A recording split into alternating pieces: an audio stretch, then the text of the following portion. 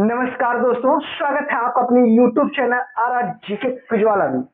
प्यारे दोस्तों, आज हम आप लोग के बीच में प्राचीन इतिहास यानी एशियन हिस्ट्री के उन 50 चुने हुए क्वेश्चन को लेकर आए हैं जो किसी न किसी प्रतियोगी परीक्षा में अक्सर पूछे गए प्रश्न हैं। तो चलिए बिना किसी देरी के आज के सेशन की शुरुआत करते हैं। आज का पहला क्वेश्चन नंबर 1 ये रहा आपकी स्क्रीन पर। पूरा पाषाण काल का प्रसिद्ध स्थल हुलसगी किस राज्य में स्थित है? आपका सही जवाब हो जाएगा ऑप्शन बी कर्नाटक, क्योंकि पूरा पाषाण काल का प्रसिद्ध स्थल हुलसगी वर्तमान कर्नाटक राज्य में स्थित है। नेक्स्ट क्वेश्चन नंबर 2 ये रहा आपकी स्क्रीन पर। सिंधु घाटी सभ्यता का सबसे पश्चिमी स्थल सुबकांगेडोर किस आधुनिक देश में स्थित है? सही जवाब हो जाएगा ऑप्शन सी पाकिस्तान, क्योंकि सिंधु घाटी सभ्यता का सबसे पश्चिमी स्थल सुबकांगेडोर वर्तमान पाकिस्तान देश में स्थित है, जो कि बलूचिस्तान जिला में पड़ता है। चलिए नेक्स्ट क्वेश्चन नंबर 3 ये आपकी स्क्रीन पर। ऋग्वेद में अच्छ शब्द का प्रयोग किसके लिए किया गया है? आपका सही जवाब हो जाएगा ऑप्शन बी जुए का पासा, क्योंकि ऋग्वेद में अच्छ शब्द का प्रयोग जुए का पासा के लिए किया जाता था। नेक्स्ट क्वेश्चन नंबर 4 मंडकोपनिषद किस वेद का प्रमुख उपनिषद है? आपका सही जवाब हो जाएगा ऑप्शन डी अथर्ववेद, क्योंकि मंडकोप उपनिषद अथर्ववेद का प्रमुख उपनिषद माना जाता है। नेक्स्ट क्वेश्चन नंबर 5 ये रहा आपकी स्क्रीन पर। जैन धर्म के प्रसिद्ध ग्रंथ भगवती सूत्र में कितने महाजनपदों की सूची दी गई है? आपका सही जवाब हो जाएगा ऑप्शन सी 16 महाजनपद, क्योंकि जैन धर्म के प्रसिद्ध ग्रंथ भगवती सूत्र में कुल 16 महाजनपदों की सूची दी गई है। अर्थात हम कह सकते हैं कि जैन धर्म के भगवती सूत्र में कुल 16 महाजनपदों का वर्णन मिलता है। नेक्स्ट क्वेश्चन नंबर 6 ये आपकी स्क्रीन पर। महात्मा बुद्ध ने कौशाम्बी की यात्रा किसके शासनकाल में की थी? आपका सही जवाब हो जाएगा ऑप्शन सी उदयन, क्योंकि महात्मा गौतम बुद्ध ने कौशाम्बी की यात्रा उदयन के शासनकाल में किया था। नेक्स्ट क्वेश्चन नंबर 7 अशोक के किस शिलालेख में सभी मनुष्य मेरी संतान है कहा गया है? आपका सही जवाब हो जाएगा ऑप्शन ए प्रथम पृथक शिलालेख, क्योंकि अशोक के प्रथम पृथक शिलालेख में कहा गया है कि सभी मनुष्य मेरी संतान हैं, यानी सबे मुनसे प्रजा ममा, अर्थात सभी मनुष्य मेरी संतान है। ऐसा अशोक के प्रथम पृथक शिलालेख में कहा गया है। नेक्स्ट क्वेश्चन नंबर 8 ये आपकी स्क्रीन पर। मौर्य काल में राजस्व संनिधाता का अर्थ क्या था? आपका सही जवाब हो जाएगा ऑप्शन बी राजकीय कोषाध्यक्ष यानी चीफ ट्रेजरी, क्योंकि मौर्य काल में राजकीय कोषाध्यक्ष यानी चीफ ट्रेजरी को संनिधाता के नाम से जाना जाता था। नेक्स्ट क्वेश्चन नंबर 9 संगम काल की प्रसिद्ध पुस्तक शिल्पाधिकारम का नायक कोलन क्या था? आपका सही जवाब हो जाएगा ऑप्शन बी एक धनी व्यापारी, क्योंकि संगम काल की प्रसिद्ध पुस्तक शिल्पाधिकारम का नायक कोलन एक धनी व्यापारी था। नेक्स्ट क्वेश्चन नंबर 10 ये आपकी स्क्रीन पर। गुप्त काल में उद्रंग किस प्रकार का कर था? आपका सही जवाब हो जाएगा ऑप्शन बी अस्थायी किसकों पर लगाया जाने वाला कर, क्योंकि गुप्त काल में जो अस्थायी किसकों पर लगाया जाने वाला कर था उस कर को उद्रंग के नाम से जाना जाता था। नेक्स्ट क्वेश्चन नंबर 11 ये आपकी स्क्रीन पर। दक्षिण भारत के चोल राजवंश का राजकीय चिन्ह क्या था? Very very very very most important question. आपका सही जवाब हो जाएगा ऑप्शन सी बाघ या टाइगर, क्योंकि दक्षिण भारत में चोल वंश का राजकीय चिन्ह बाघ को माना जाता था। नेक्स्ट क्वेश्चन नंबर 12 ये आपकी स्क्रीन पर। मिलिंद पन्हों में राजा मिलांडर और किस बौद्ध भिक्षु के संवाद हैं?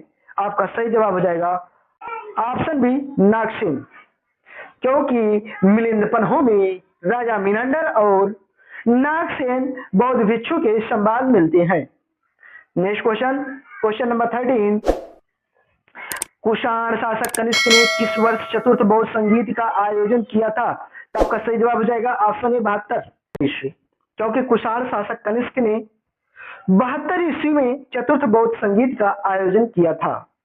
नेक्स्ट क्वेश्चन, क्वेश्चन नंबर 14, ये रहा आपकी स्क्रीन पर। गुप्त सम्राट समुद्रगुप्त को उसके सिक्कों पर किस वाद्य यंत्र को बजाते हुए दिखाया गया है? आपका सही जवाब हो जाएगा ऑप्शन बी बीड़ा, क्योंकि समुद्रगुप्त को उसके सिक्कों में अक्सर बीड़ा बजाते हुए दिखाया गया है। Next question, question number 15, Prayag प्रशस्ति के अनुसार समुद्रगुप्त ने आर्यव्रत के कितने राजाओं को पराजित किया था? तो आपका सही जवाब हो जाएगा ऑप्शन बी 9, क्योंकि प्रयाग प्रशस्ति के अनुसार समुद्रगुप्त ने आर्यव्रत के कुल 9 राजाओं को पराजित किया था। Next question, question number 16, Pallava शासक महेंद्र वर्मन प्रथम को युद्ध में किसने पराजित किया था? आपका सही जवाब हो जाएगा ऑप्शन ए पुलकेशिन द्वितीय, क्योंकि पल्लव शासक महेंद्र वर्मन प्रथम को युद्ध में पुलकेशिन द्वितीय ने पराजित किया था। Next question, question number 17, Harshvardhan के शासनकाल में भंडी कौन था? आपका सही जवाब हो जाएगा ऑप्शन ए उसका प्रधान सचिव या महासचिव, क्योंकि हर्षवर्धन के शासनकाल में भंडी उसका प्रधान सचिव या महासचिव को कहा जाता था। Next question, question number 18, Rashtrakuta वंश का वह शासक जिसने एलोरा के कैलाश मंदिर का निर्माण करवाया था? आपका सही जवाब हो जाएगा ऑप्शन बी कृष्ण प्रथम, क्योंकि राष्ट्रकूट वंश का वह शासक कृष्ण प्रथम ने येलोरा के कैलाश मंदिर का निर्माण करवाया था। चलिए नेक्स्ट क्वेश्चन, क्वेश्चन नंबर 19, ये रहा आपकी स्क्रीन पर। फटाफट से बच्चे इस क्वेश्चन का आंसर बताएंगे। संगम साहित्य में तोंडी और मुजरिस क्या था? आपका सही जवाब हो जाएगा ऑप्शन बी प्राचीन बंदरगाह, क्योंकि संगम साहित्य में तोंडी और मुजरिस को प्राचीन बंदरगाह माना गया था। नेक्स्ट क्वेश्चन, क्वेश्चन नंबर 20, ये आपकी स्क्रीन पर। चोल प्रशासन में पेरुमानम किसे कहा जाता था? आपका सही जवाब हो जाएगा ऑप्शन बी राजा को या महान व्यक्तित्व के रूप में, क्योंकि चोल प्रशासन में पेरुमानम राजा के महान व्यक्तित्व को कहा जाता था। प्यारे बच्चों, अगर सेशन अच्छा लग रहा हो तो एक बार सभी लोग सेशन को शेयर करेंगे और चैनल को सब्सक्राइब करेंगे। क्वेश्चन नंबर 21, ये आपकी स्क्रीन पर। बुद्ध की मृत्यु के बाद प्रथम बौद्ध संगीत की अध्यक्षता किसने की थी? आपका सही जवाब हो जाएगा ऑप्शन ए महाकश्यप, क्योंकि बुद्ध की मृत्यु के बाद प्रथम बौद्ध संगीत की अध्यक्षता महाकश्यप ने किया था। नेक्स्ट क्वेश्चन, क्वेश्चन नंबर 22, ये आपकी स्क्रीन पर। गुप्त काल में जनन अभिलेख 510 ईस्वी किस शासक से संबंधित है जिसमें सती प्रथा का पहला साक्ष्य मिलता है? Very very very very most important question. आपका सही जवाब हो जाएगा ऑप्शन ए भानुगुप्त, क्योंकि गुप्त काल में एरर अभिलेख 510 ईस्वी भानुगुप्त के शासक से संबंधित है जिसमें सती प्रथा का पहली बार साक्ष्य मिलता है। नेक्स्ट क्वेश्चन, क्वेश्चन नंबर 23, ये आपकी स्क्रीन पर। रत्नावली नाटक का मुख्य नायक उदयन कहाँ का राजा था? आपका सही जवाब हो जाएगा ऑप्शन बी वत्स का, क्योंकि रत्नावली नाटक का मुख्य नायक उदयन वर्तमान वत्स का राजा था। नेक्स्ट क्वेश्चन, क्वेश्चन नंबर 24, किस विदेश मंत्री ने नालंदा विश्वविद्यालय के प्रवेश द्वार पर होने वाली कठिन प्रवेश परीक्षा का उल्लेख किया है?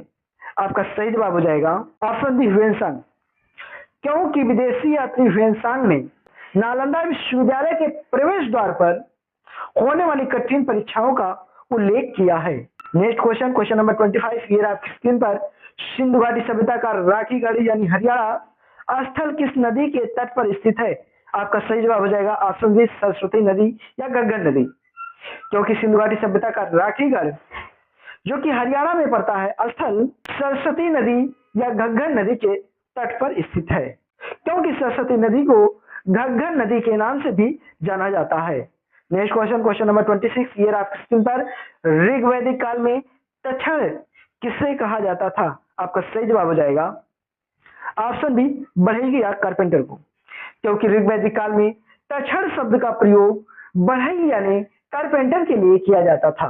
क्वेश्चन नंबर 27 ये आपकी स्क्रीन पर, जैन धर्म के किस तीर्थंकर का वर्णन ऋग्वेद में मिलता है? आपका सही जवाब हो जाएगा ऑप्शन ए ऋषभदेव और अरिष्टनेमि। हम कह सकते हैं जैन धर्म में ऋषभदेव और अरिष्टनेमि नामक तीर्थंकर का वर्णन ऋग्वेद में मिलता है। नेक्स्ट क्वेश्चन, क्वेश्चन नंबर 28, सम्राट अशोक के धम्म का मूल सूत्र क्या था? आपका सही जवाब हो जाएगा ऑप्शन ए राहुलोवाद सूत्र। सम्राट अशोक के धम्म का मूल सूत्र था राहुलोवाद सूत्र यानी बौद्ध ग्रंथ। Next question, question number 29, Maurya काल में शुल्काध्यक्ष का कार्य क्या था? तो आपका सही जवाब हो जाएगा ऑप्शन ए सीमा शुल्क और व्यापार कर की वसूली करना, क्योंकि मौर्य काल में जो व्यक्ति सीमा शुल्क और व्यापार कर की वसूली करता था उस व्यक्ति को शुल्का अध्यक्ष के नाम से जाना जाता था। नेक्स्ट क्वेश्चन, क्वेश्चन नंबर 30, प्रसिद्ध चीनी यात्री इसिंग ने भारत की यात्रा किस मार्ग से किया था? आपका सही जवाब हो जाएगा ऑप्शन बी समुद्री मार्ग, क्योंकि प्रसिद्ध चीनी यात्री इसिंग भारत में समुद्री मार्ग के द्वारा आया था। नेक्स्ट क्वेश्चन, क्वेश्चन नंबर 31 ये आपकी स्क्रीन पर, पल्लव कला की मामल्य शैली के अंतर्गत बने रथ मंदिरों को अन्य किस नाम से जाना जाता है? आपका सही जवाब हो जाएगा ऑप्शन सी ए और बी दोनों, क्योंकि पल्लव कला की मामल्य शैली के अंतर्गत बने रथ मंदिरों को सप्तरथ यानी सप्त पगोड़ा और पंच पांडव रथ के नाम से जाना जाता है। Next question, question number 32, Mughal काल में कुड़ीमाई क्या था?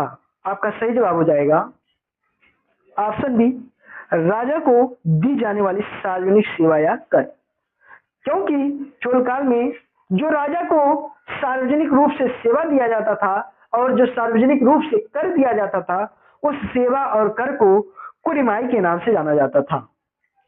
नेक्स्ट क्वेश्चन, क्वेश्चन नंबर 33 ये आपकी स्क्रीन पर, गुप्त काल के दौरान अमर सिंह ने अमरकोश में कितने प्रकार के वनों का वर्णन किया है?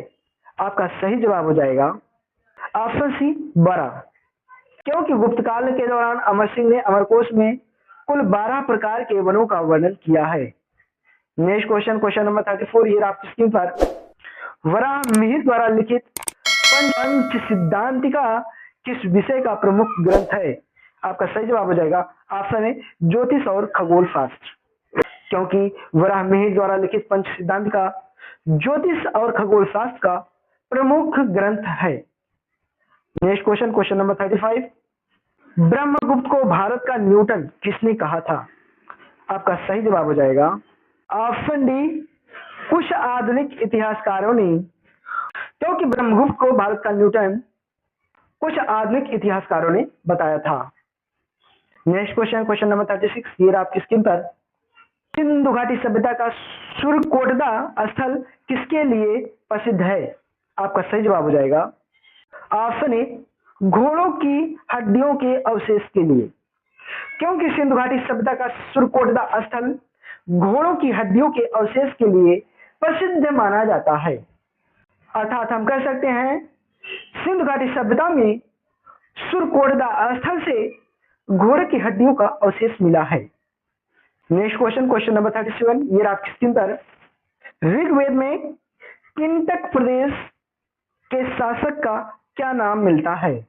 आपका सही जवाब हो जाएगा ऑप्शन ए प्रमगंध, क्योंकि ऋग्वेद में किंटक प्रदेश यानी मगध के शासक का नाम प्रमगंध मिलता है। क्वेश्चन नंबर 38, बौद्ध ग्रंथ दीपवंश और महावंश किस देश के इतिहासकार पर प्रकाश डालते हैं?